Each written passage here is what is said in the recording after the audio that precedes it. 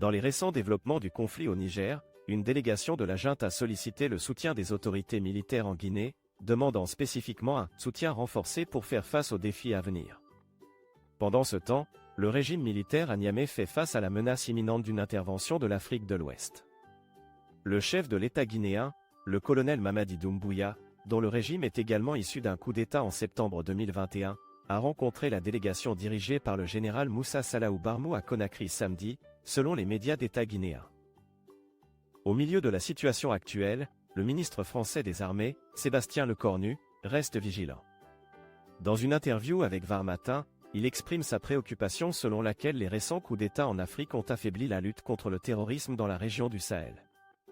Lecornu explique, lorsque la junte a organisé un coup d'État au Mali, elle a cessé de lutter contre le terrorisme. Aujourd'hui, 40% du territoire malien est contrôlé par des groupes armés terroristes qui menacent d'établir une entité de type califat. La situation est également précaire au Burkina Faso. Par conséquent, il souligne que le problème en question va au-delà de l'influence mais relève plutôt de la sécurité collective. Le président démocratiquement élu, Mohamed Bazoum, a été placé en détention par les putschistes depuis 18 jours. Bien qu'il ait pu communiquer par le biais des médias pendant sa détention, y compris par le biais d'une récente tribune dans The Washington Post, la communauté internationale s'inquiète pour sa santé. Son médecin a finalement été autorisé à lui rendre visite, ainsi que sa femme et son fils, qui ont été détenus avec lui. La Communauté économique des États de l'Afrique de l'Ouest, CEDEAO, adopte une approche prudente.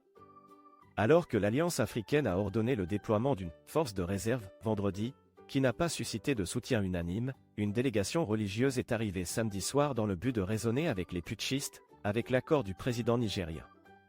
La délégation de leaders religieux, dirigée par le cheikh Balalo, le chef d'Izala, un mouvement islamique inspiré du salafisme au Nigeria. Now, let's analyse this complex situation.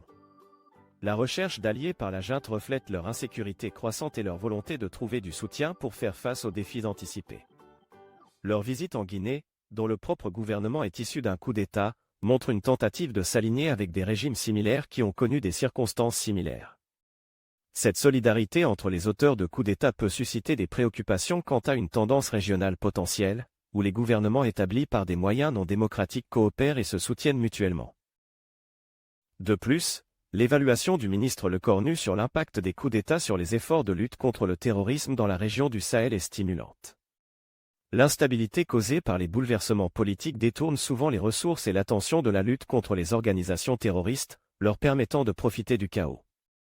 L'exemple du Mali, avec une partie importante de son territoire sous l'influence de groupes armés terroristes, sert d'avertissement sur les conséquences potentielles des coups d'État sur la sécurité nationale.